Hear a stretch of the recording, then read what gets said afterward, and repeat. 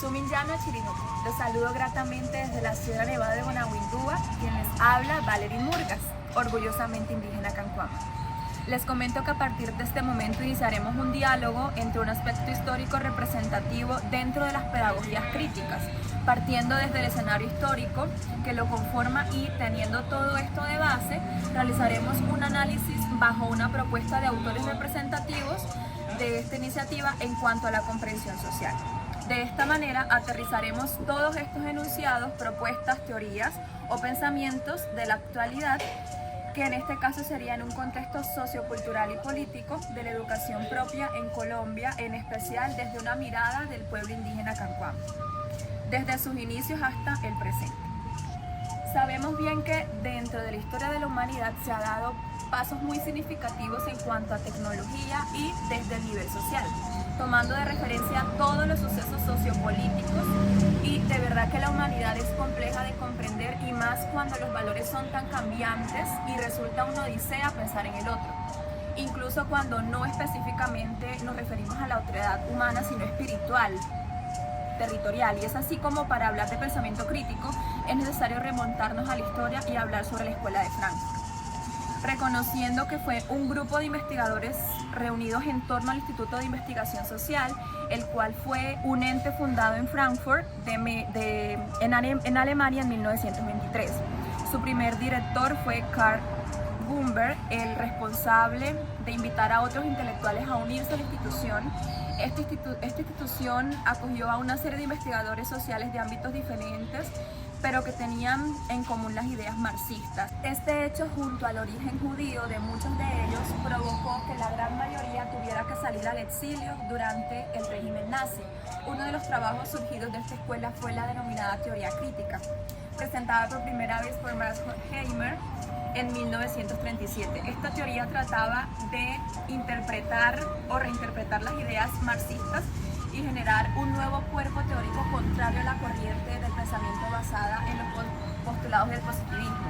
Entre los principales intelectuales pertenecientes a la Escuela de Frankfurt se encuentra el mencionado Max Horkheimer, Theodor Adorno, Marcus y Hubert Habermas, todos ellos con aportes increíbles, pero en este caso nos centraremos en Max Horkheimer, teniendo en cuenta que uno de los problemas que él plantea sobre el pensamiento crítico es de carácter interpretativo sobre el comportamiento de las masas que obedecen al ideal, que puede ser cambiante solo si las personas que tienen el control lo legitiman.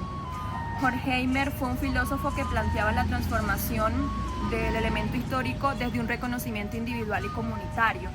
Es de este modo como cobra sentido la relación que existe cuando se expone que las masas sociales siguen un prototipo que no alimenta lo social, porque no se permite nutrir el pensamiento individual, y claramente esto afecta a lo comunitario, de la realidad cotidiana en que se enfrenta el ser humano, desde la realidad hegemónica, con un carácter económico, político y cultural. Es evidente, desde una interpretación actual, lo que propone este autor no está lejos de la realidad del siglo XXI. Encontramos diferencias que legitiman una razón común, y es el no reconocimiento del otro. Ahora, con los avances tecnológicos, se prefiere tomar la información incluso sin juzgar la procedencia, y a nivel de tejido social carecemos del pensamiento crítico cuando solo pensamos de manera individual, no se piensa de manera cooperativa. No hay un espíritu crítico al momento de tomar decisiones que puedan afectar al otro. En el caso de los pueblos originarios en Colombia, en torno a la educación, desde la llegada de los españoles se ha deslegitimado los usos y costumbres, y luego de mucho tiempo y de avances políticos y luchas por el reconocimiento, por lo menos se ha logrado apaciguar desde la intención el exterminio. Colombia, declarado como país pluriétnico, obedece a unos ideales que no ha podido respaldar como se debe. Específicamente para el pueblo indígena cancuamo, ha sido una lucha constante que se reconozca nuestro modelo educativo, el cual obedece o se orienta desde la ley de origen, obligados a orientar términos que el Ministerio de Educación necesita para poder soportar que la educación es de calidad, o que en realidad enriquece la sabiduría de los estudiantes. Muchos autores, como Muñoz, nos conceptualizan la pedagogía como un saber juicioso, reflexivo, que se fundamenta en la comprensión crítica de las interpretaciones construidas social y culturalmente en torno a la educación y a la formación. Marx, por otro lado, nos plantea la emancipación como una forma de escape a la realidad interpretativa, a una realidad crítica donde no cabe el obedecer porque sí. Luego encontramos pensadores como Freire, Seneman y Quintan, los cuales mencionan que la pedagogía crítica es una pedagogía de la dignidad, una pedagogía liberadora. Más sin embargo, leyendo todo esto y también tratando de unir la información a los pueblos originarios, también tenemos nuestra forma de ver el mundo. Quizás desde el origen no se llama pedagogía, pero sí obedecemos a las mismas prácticas, porque partimos del reconocimiento de nuestro territorio, que nuestros pies son nuestros ojos, porque al momento de reconocer el territorio se conectan todos los sentidos, los respetamos porque es una ayuda mutua la que se concentra entre el ser humano y la madre naturaleza, que el Padre Sol aconseja igual que el frío y el silencio, porque dentro del orden natural nos enseñan que primero hay que escuchar para poder interpretar lo que el otro quiere decir. Son formas para mí de pedagogía, como se llama en Occidente.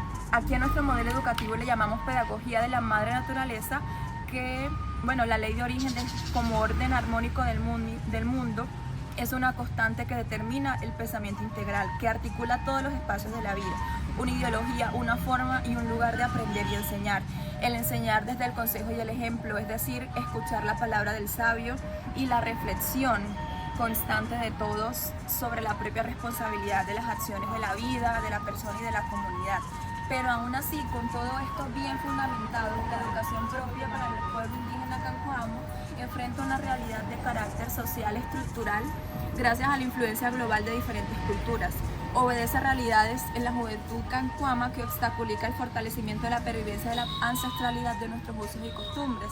Propuestas innovadoras desde el aula acompañan proyectos que fortalezcan las habilidades sociales, porque el fin último de la educación para el cancoamo es educar para la vida y la muerte.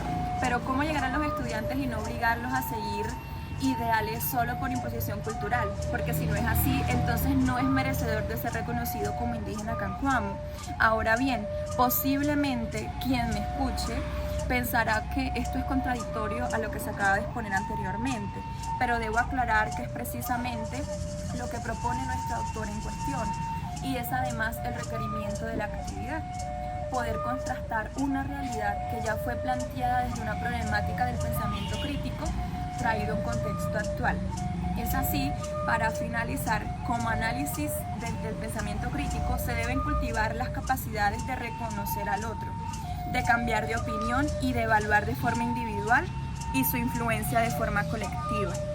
El pensador crítico no es únicamente el que expone sus ideas, sino también el que propone diversas soluciones desde un pensamiento divergente. Y con todo esto, no siendo más, les agradezco su atención. Hasay, hasay.